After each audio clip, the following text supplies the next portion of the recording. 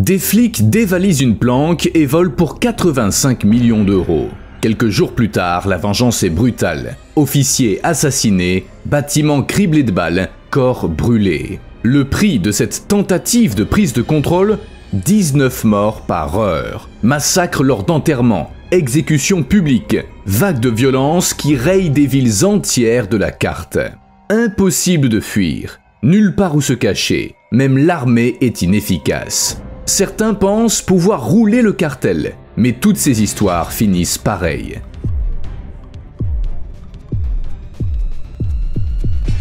Sans pitié ni pardon.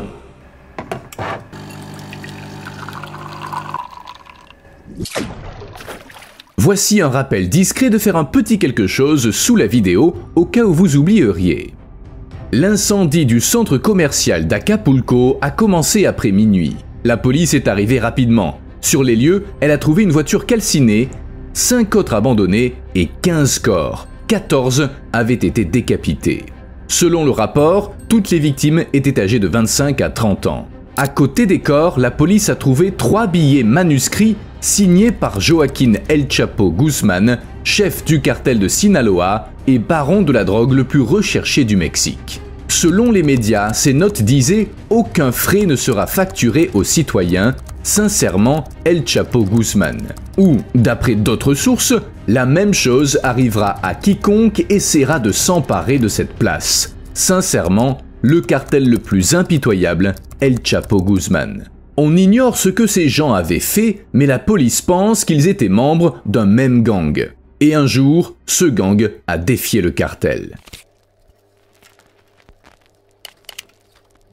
Tôt le matin du 17 novembre 2023, dans le quartier El Lago de Tijuana, plusieurs voitures se sont arrêtées devant la résidence Altitude 58. 5 personnes en uniforme de police et une autre en civil en sont sorties en prétendant mener une opération de saisie de drogue.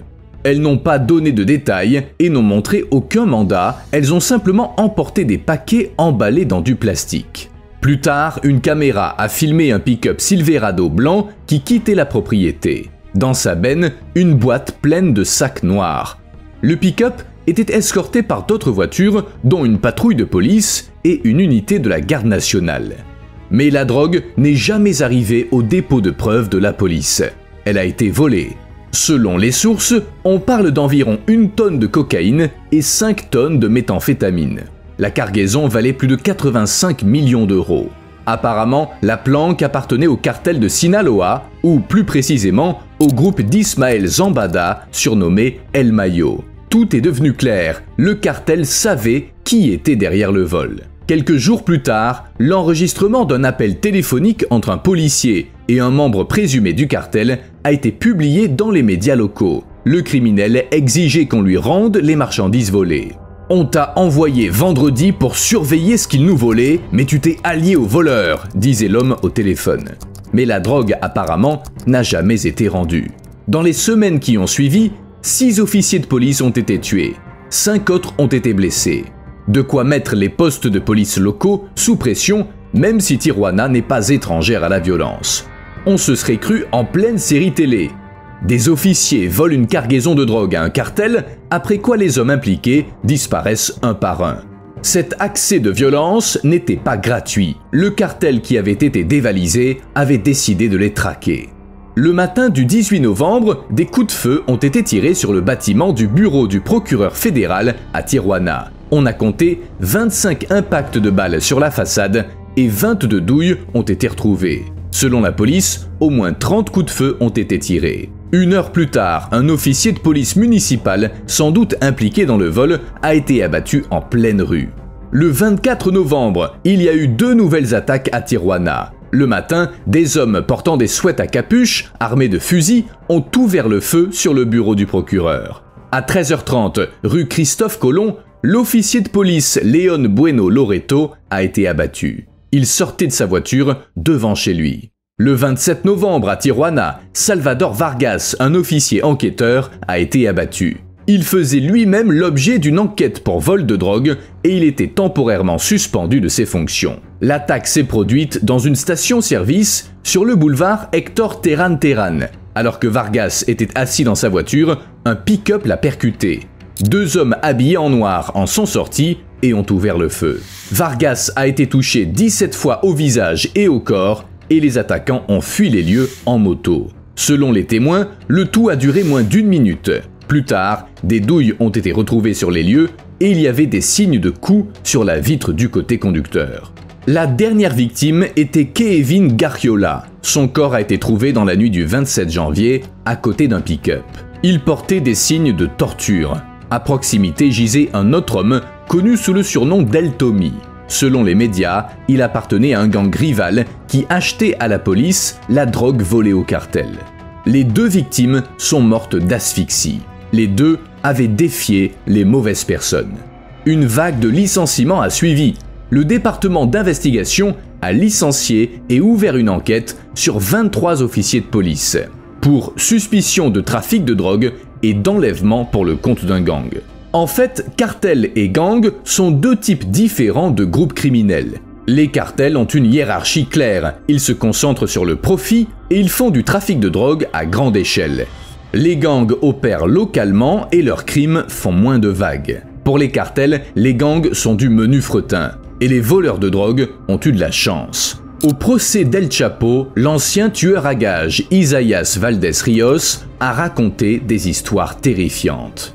Une fois, il a vu El Chapo s'occuper de 2 membres d'un cartel rival.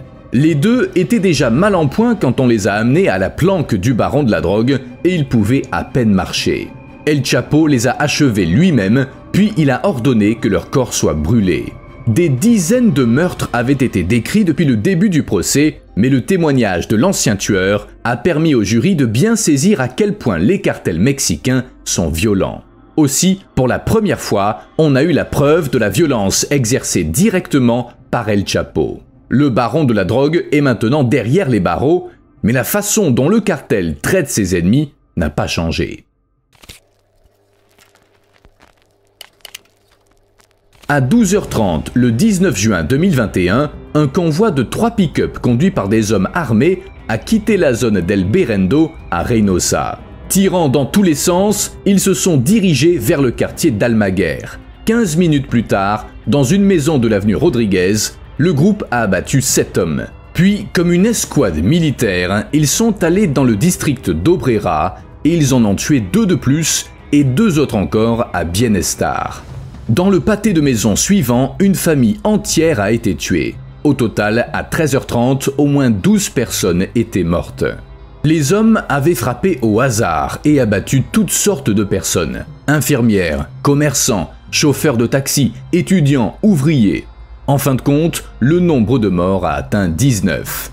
La peur a saisi la ville. De nombreuses entreprises ont fermé boutique et des hélicoptères ont décollé.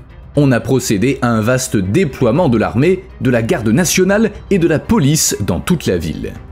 La raison de cette explosion de violence était simple. Pendant longtemps, l'activité criminelle dans la zone était contrôlée par le cartel du Golfe, mais une division a eu lieu. Après l'arrestation de son chef Ociel Cárdenas Guillén en 2003, le cartel s'est divisé en 3 sous-groupes, les Métros, les Scorpions et les Cyclones. Depuis, chacun tente de prendre le contrôle. Pendant que les Métros détenaient le pouvoir à Reynosa, les Scorpions et les Cyclones s'occupaient de contrebande et d'extorsion à l'est de la ville. À partir de 2017, des combats féroces ont eu lieu pour prendre le contrôle des territoires clés pour le trafic de drogue et d'êtres humains. Des tueries aveugles ont été menées par des combattants des Scorpions et des Cyclones qui cherchaient à déstabiliser la situation à Reynosa afin de prendre le pouvoir. C'est une tactique courante. Un cartel tire sur le territoire de son rival pour attirer l'attention de la police. Ces actions, à leur tour, perturbent le business illégal. C'est peut-être ce qui s'est passé à Reynosa. Mais les responsables sont parfois livrés à la police. Par exemple, il arrive qu'un chef de cartel approuve une attaque sur des civils, puis qu'il le regrette et qu'il livre ses propres hommes aux autorités. En 2008, des trafiquants de drogue du Michoacán ont jeté des grenades dans la foule qui célébrait le jour de l'indépendance du Mexique. 8 personnes sont mortes. Quelques jours plus tard, 3 suspects ont été arrêtés, ou plutôt livrés par le cartel. Les suspects avaient été battus jusqu'à ce qu'ils avouent avoir aidé les rivaux du cartel. Ce n'est qu'après ça qu'ils ont été livrés à la police. En fait, les cartels utilisent les forces de l'ordre comme un outil dans leur guerre de territoire. 2 mois après la fusillade à Reynosa, lors d'un affrontement avec l'armée, un des leaders des métros a été tué. Le groupe a été piégé et ça a marché. Au cours des années suivantes, la police a arrêté plusieurs membres influents des métros. L'un d'eux est suspecté d'être lié à l'attaque de juin 2021. Tout indique que les métros risquent de perdre le contrôle du territoire à cause du cartel de Jalisco Nueva Generación. Ce dernier compte bien prendre le contrôle de l'État. Une petite escouade de soldats a pris position sur une route de campagne. Plusieurs camions sont alignés et des sacs de sable ont été transformés en points de tir de fortune. C'est la frontière. À gauche, derrière le virage, le gang de Los Viagras a bloqué la route. Un vieux camion a été mis en travers, derrière lequel se tiennent des hommes armés. Ils extorquent de l'argent à quiconque veut passer. À droite, à quelques kilomètres de là, un autre groupe. C'est là que commence le territoire du cartel de Jalisco Nueva Generación. Plusieurs fourgonnettes blindées portant un vague marquage CJNG parcourent la zone. Les hommes sont armés et sur le qui-vive. Ils patrouillent. Entre les deux cartels se tiennent les soldats. Leur tâche, se faire discret mais empêcher qu'un affrontement ait lieu. La cause du conflit est simple, la lutte pour le pouvoir et le profit. Le cartel de Jalisco Nueva Generación, dirigé par Nemesio Cervantes, alias El Mencho, a lancé une offensive sur l'État du Michoacán dans les années 2010. Son but était de s'emparer du port de Lázaro Cárdenas, où arrivent des précurseurs en provenance de Chine. Il s'agit d'ingrédients nécessaires pour produire de la méthamphétamine et du fentanyl. En plus de ça, El Mencho voulait reprendre le contrôle de son territoire natal, le baron de la drogue étant né dans le village de Chila, situé dans ce même état. Mais le gang de Los Viagras extorquait depuis longtemps les fermes d'avocats et les mines de fer locales. Plus tard, il s'est aussi lancé dans le commerce de la drogue. Los Viagras produisait et transportait de la méthamphétamine et ça a mené à un affrontement avec Jalisco. La flambée de violence qui a suivi a forcé des milliers de fermiers à abandonner leurs terres. Les autorités ne les ont pas protégés. La stratégie du gouvernement consistait en un pacte de non-agression. Les soldats devaient empêcher le conflit de s'étendre, mais sans interférer, malgré les effusions de sang. Avril 2020. Tôt le matin, des soldats sont arrivés à la Huerta à la suite d'une fusillade. Sur les lieux, ils ont trouvé les corps de 12 personnes, des membres du gang de Los Viagras. Ils avaient été abattus dans leur sommeil. 6 autres ont été retrouvés brûlés au fond d'un ravin. L'attaque avait été menée par le cartel de Jalisco Nueva Generación. 2 véhicules blindés et un véritable arsenal ont aussi été saisis. Au total, 18 personnes ont été tuées. À l'été 2020, vivre à El Aguaje était devenu impossible. Des centaines de personnes ont quitté leur région pour toujours car elle s'était transformée en enfer. L'endroit est devenu une ville fantôme. Seuls quelques résidents, qui n'avaient nulle part où aller, sont restés. La guerre a continué. Il y a même eu des attaques sur des cortèges funèbres. En février 2022, à la périphérie de la ville de San José de Gracia dans l'état du Michoacán, une cérémonie commémorative a eu lieu. Au même moment, un convoi de véhicules conduits par des hommes armés est entré dans la ville. Ils avaient été repérés avant l'attaque. Les voitures venaient de l'état voisin du Jalisco où le cartel du même nom est basé. Ils ont ouvert le feu immédiatement. Un témoin a pu filmer les faits, rafales d'armes automatiques, nuages de fumée, chaos, hurlements. Plus tard, on a dénombré 17 victimes, toutes des hommes. Tous avaient été exécutés sur place. D'après les enquêteurs, les victimes étaient des membres d'un groupe rival, le gang de Los Viagras. Les funérailles, qui se sont avérées être un piège, avaient lieu à quelques pâtés de maison de l'hôtel de ville. Il y avait là 3 officiers de police, mais ils ne sont pas intervenus. D'après eux, ils n'avaient pas les ressources nécessaires. C'est courant au Mexique. La police locale manque de moyens pour affronter les cartels et l'armée a pour ordre de ne pas s'en mêler. Puis la guerre a pris fin. En novembre 2024, Los Viagras et le CJNG ont décidé de joindre leurs forces. Malgré leurs différends, ce puissant gang a trouvé plus raisonnable de rejoindre le cartel que de le combattre. Un ennemi commun a contribué à cette décision, le groupe La Resistencia, qui était en guerre avec le cartel de Jalisco Nueva Generación.